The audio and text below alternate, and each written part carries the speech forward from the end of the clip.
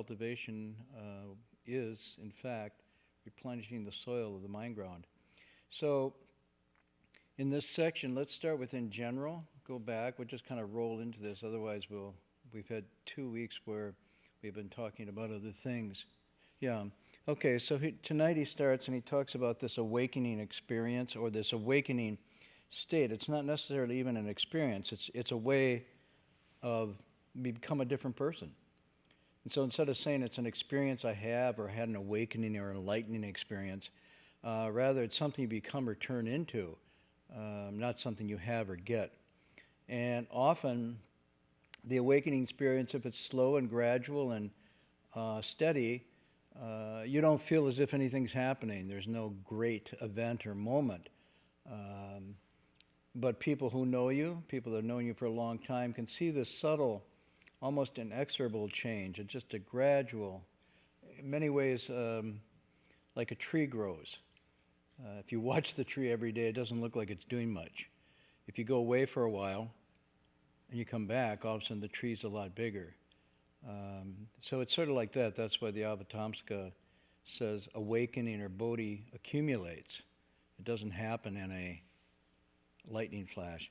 So here, Hanshan's saying in general, cultivators, people who are working on this, trying to unite with their spiritual nature, either first experience an awakening and then cultivate to fully realize. In other words, they have an insight, they have an understanding profound enough or moving enough that then they change their lifestyle and they actually begin to cultivate the circumstances of their life to make it align with that awakening experience. So there's a kind of alignment going on.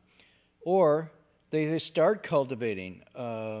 Maybe they don't have any awakening experience. Maybe they're just trying it out, or they read a book, or had an idea that this would be something worth doing. Or they even started with the idea, I need to reduce stress. Maybe I'll do some meditation practice, or I need to, someone dies in the family, or it's close, and you just feel a kind of loss and grief that can't be filled. And so you come to the temple, you come to the monastery, and in that moment of coming, something feels wholesome, something feels as if it's satisfying in some way. You're not sure why, you just keep coming back, and then gradually an awakening comes out of this cultivation. And then he says, what's more, awakening itself has its differences. Now he's talking about, what Hanshan's talking about here is not the doctrine or the last word on awakening or self-cultivation. This is his way of talking about it. And when he says there's 2 kinds, there could be 20 kinds. I mean, this is what the masters do. We shouldn't fix it and say, which kind do I have or anything. There's all kinds of degrees and differences here. So he says it has its differences. The 2 that he's going to stress is what he calls acquired understanding and direct realization. So let's go down. We've been through some of this, but we'll keep rolling. So some people gain an understanding of the mind, of consciousness through hearing the teachings, the words. Now this can either be literally hearing it in a Dharma talk, in a lecture, or it can be reading, studying, translation, even doing a ceremony and ritual, and one line of the passage jumps out at you and it has an effect. So literally, one of the translations that is given for stages of the Arhat are sound hearers. That's the Chinglish, of course, sound hearers. Sound hearer to me is an ear. So sound hearer means those who hear the teachings and have an awakening. So instead of translating it as Shravakas, as sound hearers translated, they heard the teaching, and then as a result of that teaching, they had an awakening. There's others, of course, that don't hear it or don't even read it, but still have an awakening. What are they called? Illiterates. No, I mean, what are they called? There's a category for those who don't hear, don't have a teacher, and still have an awakening. Lucky. Pratyeka Buddhas, which means? literally, they awaken to conditions. They awaken to, well, they're enlightened by conditions. They're enlightened to conditions. Whichever, infinitive you want to use, it's a combination. But the essence is they don't formally have a teacher, and they aren't formally necessarily studying the text. But they have a deep, reflective, contemplative nature.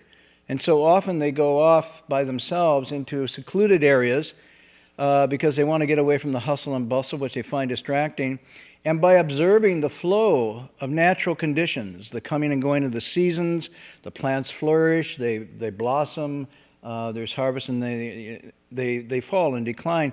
They get a sense of the arising and a falling away of conditioned phenomena. And they awaken to what's called the 12 links, or pratita samyudpada, which means the causal link of the origin, passing, and return of things, if I'm going to use it in a general sense. Those are called Pratyeka Buddhas. And they appear across, in a sense, you could say Thoreau was doing a little Pratyeka Buddha thing by going to Walden. Got away from everything, went to the pond, watched it. If you want to read a wonderful chapter, it's when the spring comes and the pond thaws and the ice opens up. And he has this kind of awakening experience to the conditioning cycle of things and so forth. So there's many kinds, but this is acquired understanding, those who hear it through the teachings and the words.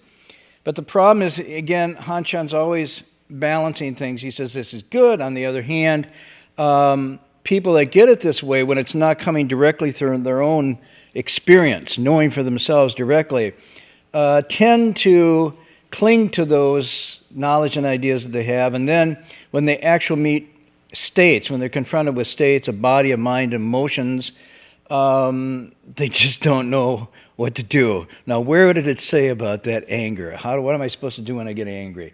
Or, gee, I just thought I saw the Buddha come and rub the crown of my head. Now, I know someone told me not to be too excited about that, but where was that? Because I'm really excited about that. Or you feel you caught a demon or something and you've been possessed, blah, blah, blah. So when these states come on, they have to do a search, kind of a Google search, states, search. Oh, here it is. When these come up, don't be moved. Oh, right. But already you've been moved. So it doesn't work necessarily immediately. It doesn't work directly, but you have to turn to it, and often your memory fails you. Your recollection fails you, and you don't come up. So they wrestle with states as a result, and sometimes can never resolve them. And these states then can throw their mind into a discord or a dissonance. And it almost becomes an impasse, a conflict they can't resolve. They get caught. They get caught in the snare of this, and it holds them passive, afflicted. No matter which way they turn, it says they are stuck, they're totally obstructed. This is a prajna. It is a knowledge or an insight, but it's a name only. In other words, it's not in real, visceral, but in name, and the cultivation like this is incomplete. So he's saying it's cultivation, it's good, it's insight, but it's not enough. Okay, then he says, going on, we're just moving, there are those who gain direct realization, and this is a different kind of effort. This is the effort you see with someone like the great master Hui Neng, the sixth patriarch, who really didn't have access to reading or works because he was both poor and uneducated and couldn't read. He heard the text, he could listen to them now and again, and so he did get listening to the teachings, but his roots were so good and so deep that he knew exactly how to apply himself. And of course, the image you have of him, and Heng Shui just came back from China and showed me, he was at the monastery where the sixth patriarch gained his awakening. I don't know, Heng Shui might have picked up a few there to sell, so if you're wanting to buy some awakening from the sixth patriarch, I'm joking, okay? But there's the rice hulling device that the sixth patriarch used. In other words, the master sent him back into the end of the kitchen to hull the rice. And it's a platform you stand on. It's like those oil derricks you sometimes see in Southern California? They go, those, I think they're oil derricks, aren't they? You don't even know? Okay. Well, they're oil derricks. They go up and down like this. They're like a teeter-totter.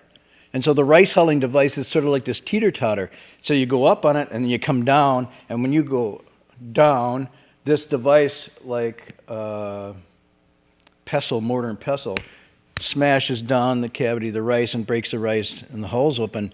But in order to do a better job, he tied a rock around his waist, so he'd have more leverage on this. And that's the image you have metaphorically of how he worked at his cultivation. He stayed with it. He stayed on that hull grinding machine, penetrating, using the rock forever. This is what he calls as persistent, and we put a number of words together. We'll have to make a choice here eventually.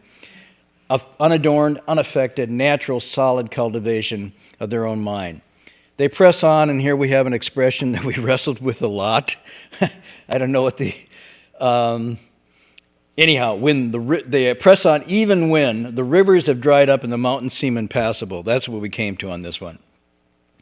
And this evokes a backpacking metaphor or a traveler's metaphor. If you're hiking in some areas, you follow the creek or the river. You not only get your drinking water and stuff from there, but it's also a passageway out. And the mountains seem impassable means there doesn't seem to be a road or trail. You're in wilderness area now, and there doesn't seem to be any way at all, and yet they press on, even when it seems there's no way. When Hung Sure and I were doing our pilgrimage, sometimes it seemed that way both externally, when the road was closed, it was washed out by a storm, or internally, when we had just become so frustrated with our own lack of skill, we would feel as if the rivers had dried up, the mountains seemed impassable, and it was time to take a break. And that's when one of the occasions our teacher came out and he said, you look ahead, you see no rivers, you look and you see no paths through the mountains, but when you get to the bottom of the mountain, there's always a road. So he finished that last night. He said, you look and you can't see any way through, but when you get to the bottom of the mountain, and you just keep going on, you get to the bottom of the mountain, there's always a road. You'll find a way. So this is a kind of expression like this. Just then, when they work this way, if they're persistent and they don't give up, just before you have a profound state of that quietude, often it's the most difficult. I don't want to be prosaic here, but it's the idea of the darkest hours just before the dawn. This idea that right at that moment, just when you're going to have a breakthrough, it seems to be most difficult. And then when they have that breakthrough, they completely discern or behold their essential nature as clearly as you would recognize your own father if you met him at a crossroads. Excuse the, gender-specific language, or your own mother as if you met her at a crossroads, or both of them. You met them at a crossroads, or somebody, that you would unquestionably recognize. It's that clear to you. Okay. Now, it gives another example. Just as when you drink water, you yourself know whether it's hot or cold, even though you can't explain this to others. So in the tasting, you know. This is very much like a passage out of the 10 Grounds, the Dasher Bhumi passage of the Avatamsaka, where they're describing the awakened state of the Buddhas. And they say this awakened state of the Buddhas is really inconceivable, and yet it can be grasped, it can be known. It's like the traces or tracks of a bird that's flying through space. It's that almost, it's there, but it's not there. And it says it can be experienced, but not expressed. It can be enjoyed, but not explained. This is right out of the 10 Grounds chapter, and this is what he's talking about here. You know the flavor, you know hot or cold, but you can't explain this to others. This is something you really have to know for yourself. And that's why in the exchanges, when somebody has this experience, the master talking to the disciples who's had this experience, they don't say very much. Often it's just this word, thus. They just say thus. And this is not to be sort of cryptic. They're just saying, you've experienced it, you know the flavor, it's thus, and that's all there is to be said. Now this real awakening that comes from, this is a real awakening that comes from genuine practice as before, and a quiet understanding that doesn't stand quite on its own. And right at this moment, in this place or arena of awakening, which we often sometimes can translate as a Bodhimanda or Bodhimandala. Bodhimanda is literally place of awakening. But from this teaching, the Bodhimandala is the arena of awakening, which is your own nature, your own body and mind, your own being. It's not outside. So sometimes Bodhimanda or Bodhimandala is used to describe a way place or a temple or a monastery, which is the external Bodhimanda. But in the mind ground teaching of the essential nature, the Bodhimanda is your own mind, your own being. So that's where the arena of awakening is. That's why the sixth patriarch will say, this mind, this regulated mind is the Bodhimanda. It's not a temple or someplace outside. So you purify and you eliminate present karma. We've added the word akusala, but it's actually akushala, I think. Who's got Sanskrit here? Anybody? I think akushala, right? Akushala. You eliminate that kind of karma. The outflowing mind, delusion, and emotional anxiety here is called no stress. Okay, if you're looking for the reduction of stress, this is it. So it's not just a pill, and it's not 45 minutes. You actually have to break through what's causing the stress. They all dissolve and revert to the true mind. This is direct realization. So a little bit maybe about akushala, since it's a really important term. Did we once talk here? I'm sure we did, but some may not remember about the Kalama Sutta. Remember the Kalama Sutta? Anybody? Raise a finger, a hand, an eyebrow. You've been here the least, and you remember. Wow. Okay, so this was probably a week ago or 2 weeks ago we talked about this. Yeah. Anyhow, in the Kalama Sutra, the Buddha, these people are called the Kalamas, and they ask the Buddha a bunch of questions. How can you know this is true or false? You say it's this way, the other person says it's this way, another teacher comes by and says it's this way. They all say, don't listen to the former teacher, listen to us. And the next teacher comes and don't listen to her or him, listen to me. And they say, how do we know? How do we know what's right or wrong, what's true or false? What do we do? And the Buddha then says to them, just listen to me. No, thank you. The logic of that fails because everybody says listen to me. So if the Buddha said listen to me, then that would presume his authority of being the Buddha was the thing that they should pay attention to because he said it. He says, you got a good question here. You have doubts about an area that's doubtful. And then he says, only when you know for yourselves that something is kushala, can you follow it, accord with it, and go move with it? And when you know for yourself that something is akushala, should you pull away from it and not follow it? So he uses the term kushala, akushala to say you've got to know that for yourself. So sometimes this word is translated as evil, but it really doesn't mean evil. In fact, we had a class this week where one of our students says, I hate that word evil.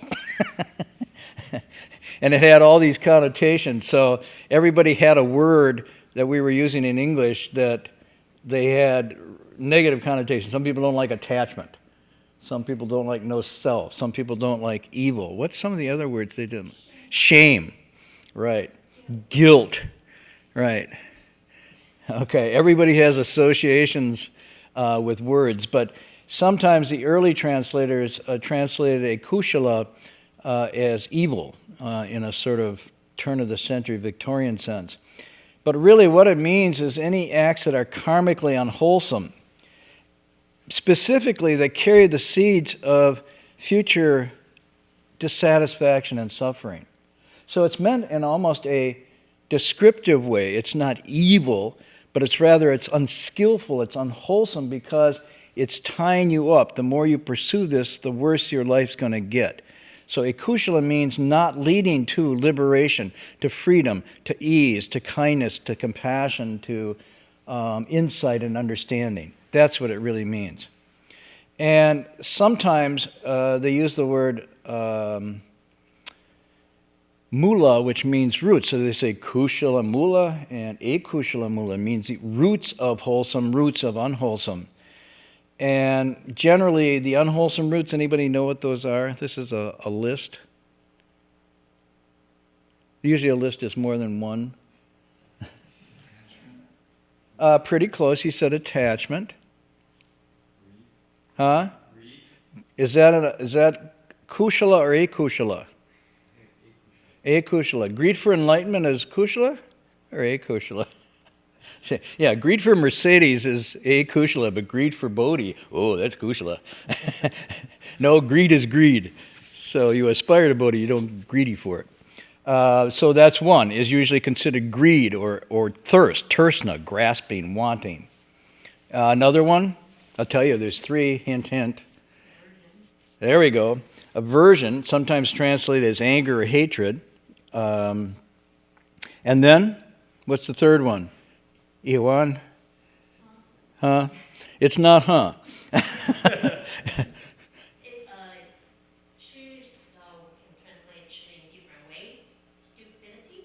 Okay, it could be, that's a word everybody likes, stupidity.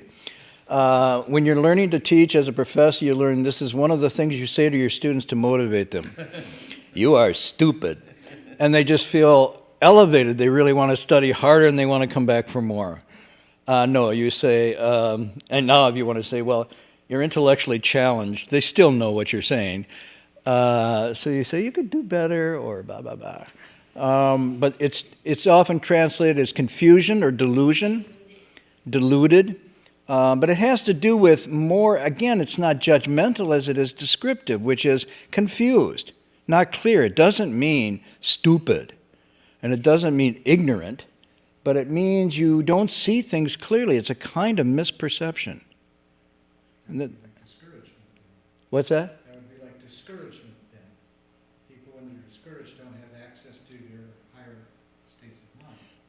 Right. So the word you would use for them is to say, you know, you're a little confused, or there's some delusion here, but you wouldn't call them stupid. And it is discouraging if you know that you're confused. But if you don't know you're confused, it's not at all discouraging. There's no problem. So sometimes this is translated as wu ming. Wu ming. Wu ming. There's a fourth tone? Wu ming. Wu ming. Two tones up, going up. Wu ming. Okay, which means without light, which is interesting. Because again, it's translated as ignorance, but actually if you think about it literally, it means you don't see clearly. There's not enough light. And sometimes this is then translates as basically anything that's a hindrance to your own awakening. That's what a kushala is. Anything that's a hindrance to your own awakening could be these. So yes, it's these three poisons we call them. But name some other things that would be a hindrance to your own awakening. What's that? The Jerry Springer Show. The Jerry Springer Show. Right, we're getting very specific here. Or all things of that genre. Because after you watch and you try to meditate, wonderful images come back into your consciousness that you vacuumed from the show. Okay, what else? Hindrances to awakening. You don't have to list your own. I'm being cool here, you know. Things you've seen other people do that hinder their awakening. How about that? Self-doubt. Doubt? Self-doubt. Yes, sense of inferiority. Usually these come in nice pairs. So what's the other pair of inferiority? Superiority. I'm already awakened. What do I need to do anything for? So you have inferiority, superiority. Anything else? Torpor. Yep. Laziness. Mental agitation. People who bug you. No, that's not one on the list. Being bugged is, but people who bug you is not. You say, I'm going to get rid of all the impediments to my awakening, which means living beings. So compared to that would be ambition? Could be ambition. This is different than aspiration. Ambition is a thirst or longing for fame, success, material things. It's considered to be kind of like a cancer. For example, those of you know Shakespeare, since Shakespeare was the same time as Han Chan, he was writing about ambition. What did he say about ambition? I have to do a Google search for that. A Google search for that. Okay, so there's this play called Julius Caesar. And in Julius Caesar, there's an assassination. Who gets offed? Caesar. Julius Caesar gets offed. Who offs him?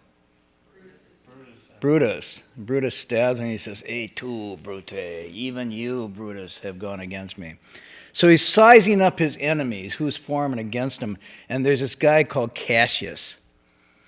And in Rome at that time, unlike the United States today in Washington, nobody had ambition. Everybody was virtuous and saintly. So at that time, I know it's hard to imagine politicians being this way, but they were venal and petty and ambitious. And Cassius was ambitious, but the way he described it to his friend, he says, look at Cassius. He just came in. Young Cassius has a lean and hungry look. He says, let me have men about me who are fat, satisfied, content. The lean and hungry look means he has much ambition. Such men, he says, are dangerous. So ambition is described as the lean and hungry look. Not a bad example for tersna, for thirst, this longing. And then when somebody who comes to praise him and just bury him? He's a friend who comes and just... Mark Anthony comes. And Mark Anthony, when he's asked, well, why are you coming? He says, because Julius Caesar was my friend and a good man, and I want to do this. And someone else is thinking, he doesn't look very ambitious. And he says, boy, ambition should be made of sterner stuff than wanting to be a friend, you see? So ambition is a really good one.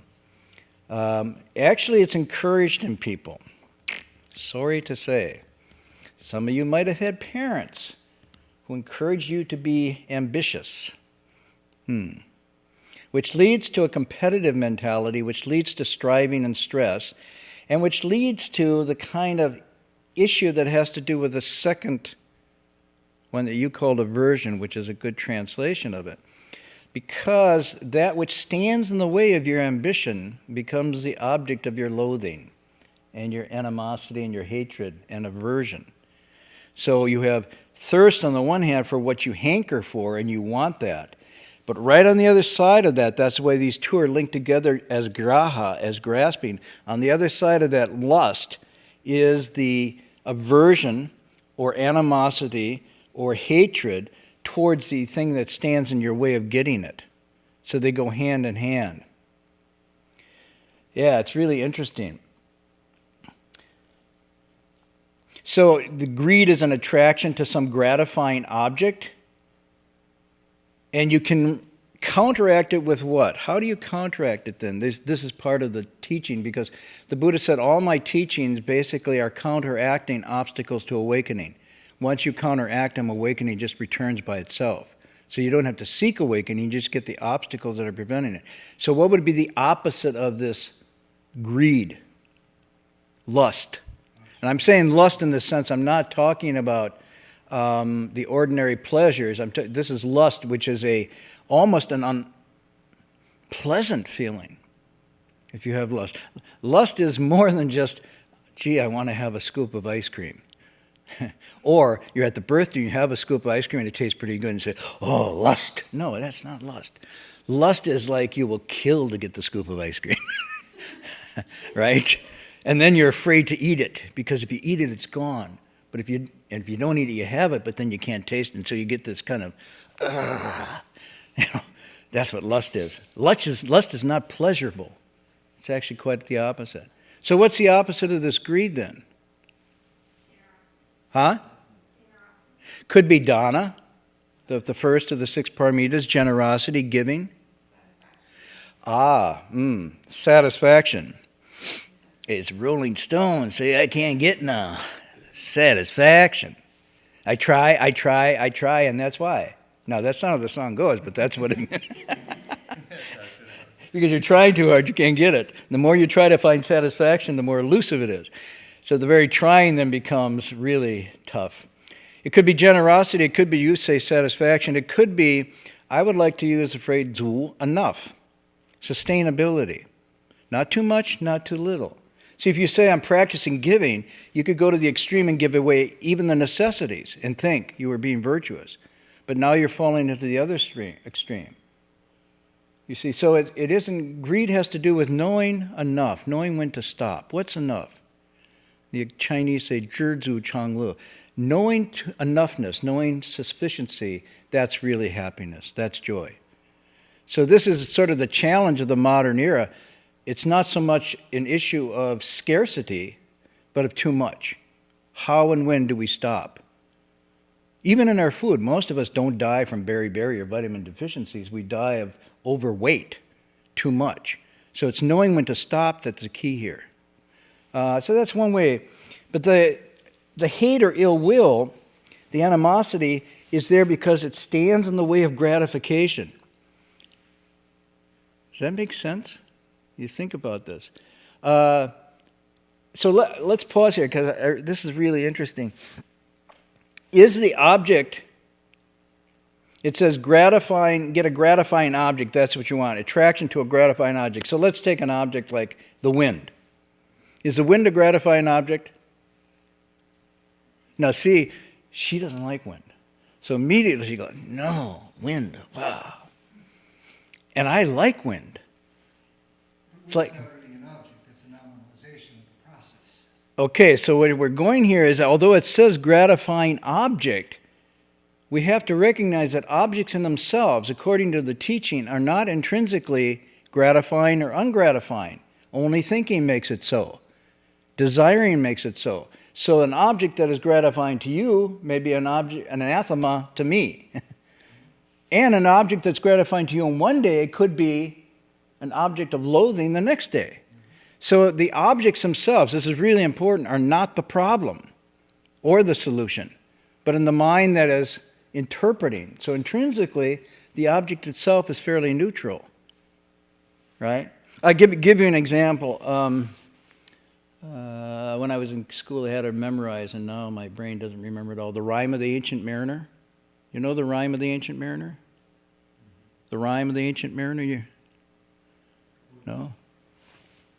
Who did it? Coleridge, right? Famous poem. And when you're in sophomore in high school, we had to memorize that. So that's a way back. But there's parts of it. Basically, the story is there's a ship. It's sailing down in the South America area. There's an albatross that's following the ship. Ever know what an albatross is? Yeah, it's a natural drone. So it's following the ship, right? And some of the sailors get kind of like, God, that bird just keeps following us. Let's get rid of it. And they shoot the albatross. And then the poem goes, uh-oh, big mistake. You just killed a lovely bird, and now your fate's going to turn, and of course it does turn. And they go through all sorts of trials and tribulations.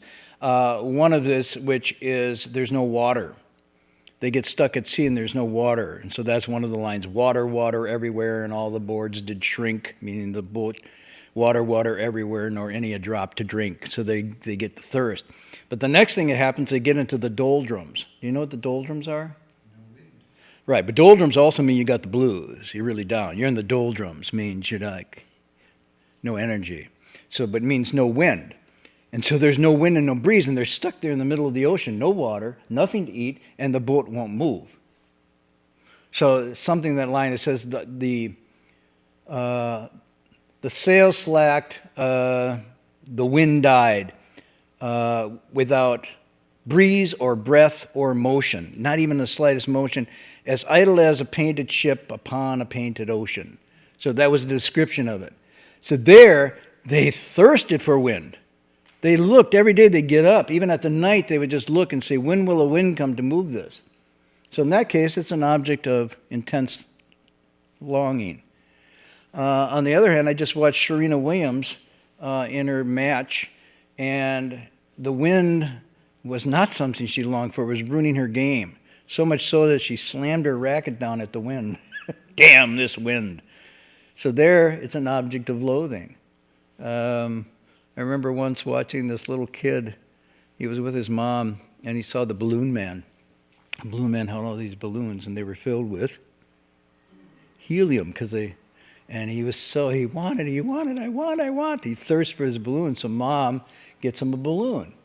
And he grabs it in his hand, and he's so happy. He's got his balloon. And then a breeze comes up. And you could see the balloon. And then he's crestfallen. He just starts crying and having a tantrum. He lost his balloon, and he wants another one. And so mother gets him another one, and he grabs his balloon, and he's happy again. And a breeze comes up, and he goes, oh. I'm going to keep my balloon. And the breeze now is his object of aversion. So you see, the relativity of this is very interesting, how it can go back and forth. You had a question? Or? Your comment, I thought the Serena Williams thing is a great example of what you're saying, about how it changes what it is, because to her it was bad, but her opponent wasn't having a problem. That's right. And as long as Serena was losing, then the wind was good. You see, it's this relativity of stuff that makes it interesting. But if you transfer this now, because I want to dwell on this a little bit because it's important. Cultivation's all about changing our personality, our habits, and character flaws more than it is getting awakened. It's getting what's in the way of that, and that's often very mundane stuff. Fault finding, greed, aversion, animosity, and so forth. But this can also be, the object of your gratification could be a person. Doesn't have to be a thing like a balloon or a tennis game. It could be, for example, let's move animosity because it has to do with irritability. See, if you go into the aversion thing, it's on a range. I don't have time to do this. It's sort of abhidharma, but it's very interesting. It starts with just mild irritation, up to full-scale hatred and loathing, and everything in between. So it could be irritation, distemper, upset, even jealousy and envy. Because if you say, oh, I want your attention, I want your approval, and then he gets it instead, then I have jealousy towards him for getting what I wanted.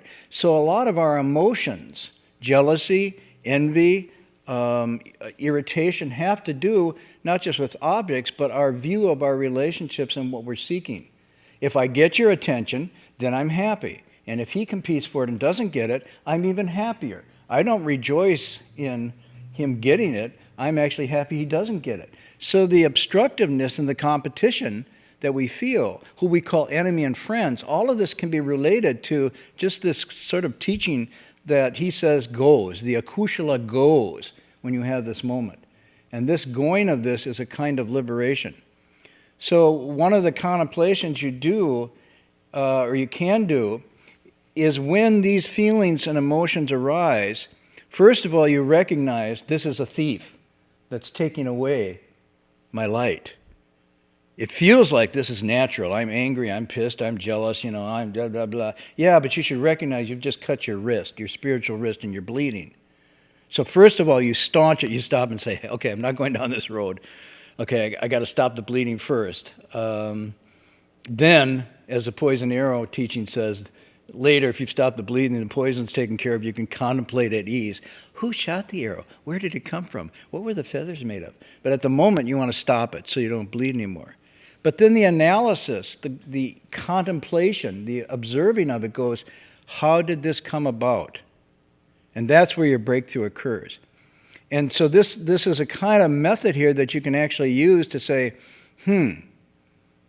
my natural state should be awakened, at ease, equanimity. This has arisen in me. Where has this come from? Now, the first tendency that I used to have comes from you. You pissed me off. You took what I wanted. And that's the first thing. And then this is why the sixth patriarch spends so much time on fault finding. It's like, wow, talking about enlightenment. Then he goes into all this stuff about fault finding. What a waste of time. Let's get to the real good stuff. But the real good stuff is the fault finding, because that fault finding is a seed of deep discontent. And it's actually showing that the first response we have to the irritation, the envy, the competition, and whatnot, is to blame others. They took what I wanted.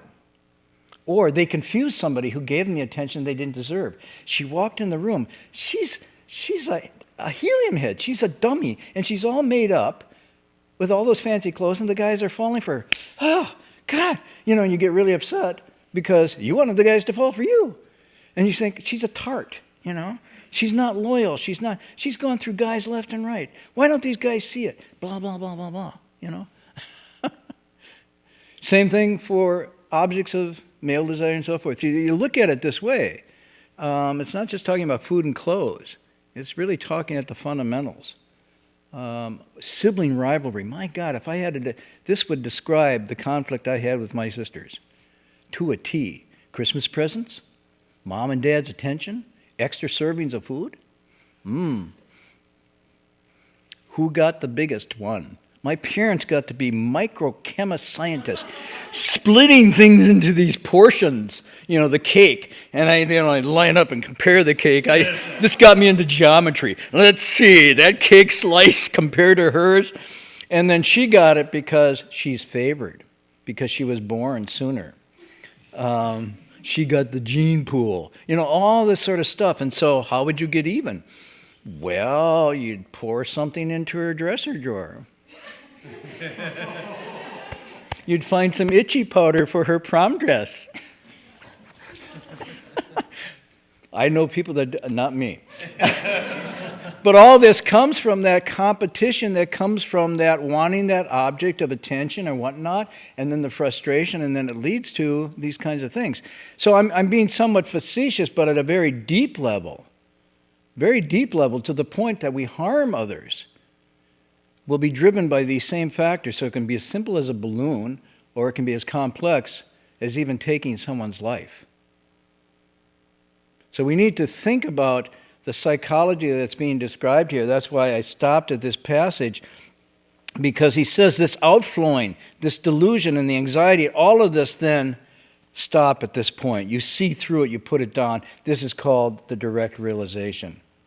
So we'll stop there for tonight, go into this. I didn't get to show you my JPEGs. I guess we'll have to wait till next week.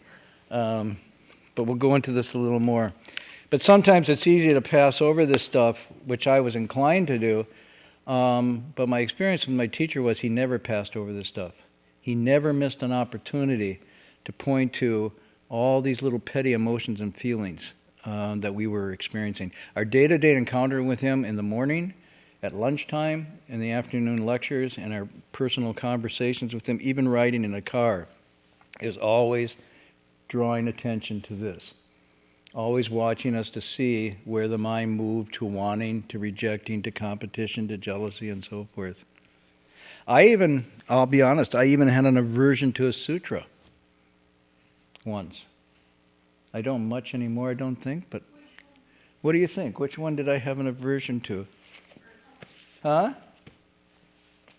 Any guesses? Have you had an aversion to a sutra? No, I love them all. I memorized them day and night, especially the ones I like.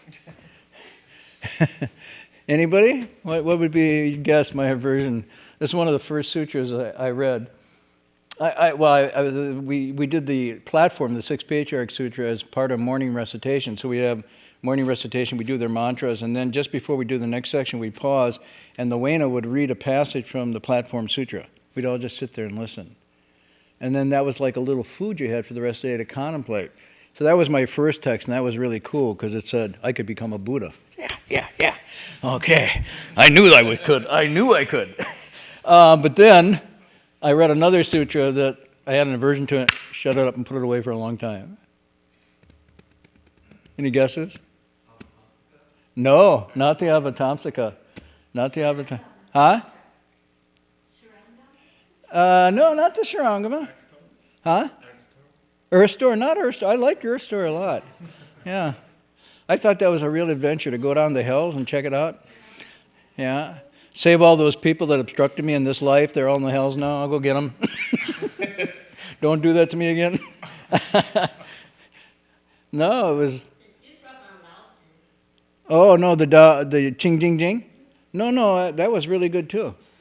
No, I'm thinking all of these. I like them all except this one, right? It was the Vajra Sutra. Oh, the Vajra Sutra. So it was really short and small, and I picked it up and said, wow, there is no self and nothing belongs to the self. Shut it. No self. Huh? Yeah, among others. But he doesn't quote that passage. You see, it's like, wow, that's really cool. If you look for me in sights and look for me in sounds, you follow a deviant path, the wrong path, and you'll never find the Tathagata. Wow, that's cool. And then you get that section that says there's no me. My mom says there was a me. I was the favorite boy. That's because I was the only boy, but that's beside the point. So when I came to that section, no me and nothing that belongs to me, I had an aversion. You know, my life was getting at that point. I wanted things. I wanted enlightenment and so forth. So I didn't open that one for a long time. Not that it had anything to do with the intrinsic merit of the text at all. It had to do with my state of not being able to, even in a modest way, look at the possibility that I wasn't the most significant thing on the planet and not immortal. So anyhow, when you have the moment when it arises, and this is a kind of nianfo, of mindfulness, when these emotions and feelings arise, they're actually teachers, they're actually moments where you can turn and reflect and actually get free. So rather than say, oh, anger came up or jealousy came up, I'm not cultivating. Don't go there. Don't go there at all. You are cultivating. Now say what that teacher, that envy or anger and ignorance or whatever came up, see it as a teacher that's come to actually give you a very priceless teaching. Because that's the sutra that's in your being. That's the one.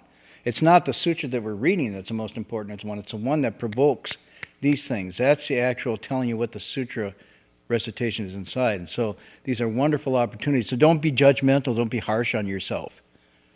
And say, gosh, I said last week I wasn't going to get angry again, and God, here I am angry again. And they go, oh, and you sink into all this wallowing, you know. It's like, okay, you just took another bite of kugwa. I like kugwa. I have friends who don't like kugwa. It's called bitter melon. So they come over and I say, oh, I'm going to make this dish. And I did this with my niece. She said, oh, Unky, make me some vegetarian food. So I made her some kugwa and spit it out. So, and I'm going, yum, yum. You weird Unky. So when something like this arises, it's like a poison. And you shouldn't judge yourself and say how stupid I was to take the poison. Just say, I've taken the poison. Look at the poison. Spit it out, examine it, and don't try not to do it again, but it's a wonderful opportunity to learn. This is where the real learning takes place, right at these moments. And it's not in sitting meditation often that this occurs. It occurs at the least expected times. So, Iche Shir Kayen, Kanni Zamaban. Everything's a test. Okay, enough for tonight. Any announcements? Say a little bit about it, maybe.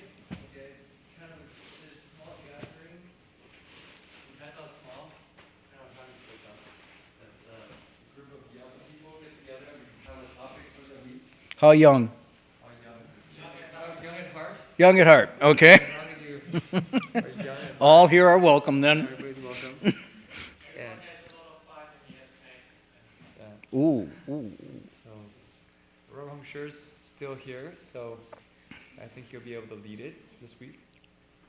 And then on, I think not this weekend, but the following weekend, to start the Guanyin Bodhisattva recitation session at the City of 10,000 Buddhas. So that's in Ukiah. That's about 2 hours north of here. So if people are interested, I'm sure you can ask some of the more frequent goers to the monastery here. Quite a few have been to the retreat. It's a really good experience if you haven't gone before. You get a really quiet down the mind. Anything else? Tomorrow? There's actually 2 funerals happening if people are interested in participating, but there'll be I think 2 members of the community passed away, so we'll have 2 funerals here. And tomorrow night is the Avatamsaka lecture. Yes. Again, so okay, we'll do the transference.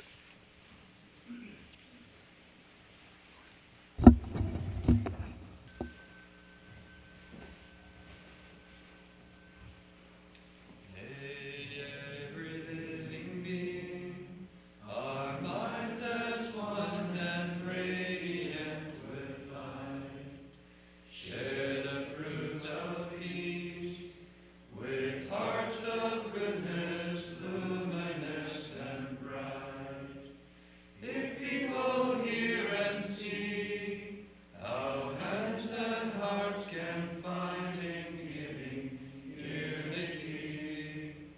May their minds away to great compassion, wisdom, and to joy. May kindness find reward. May all who sorrow leave their grief and pain. May this boundless light break the darkness of their endless night.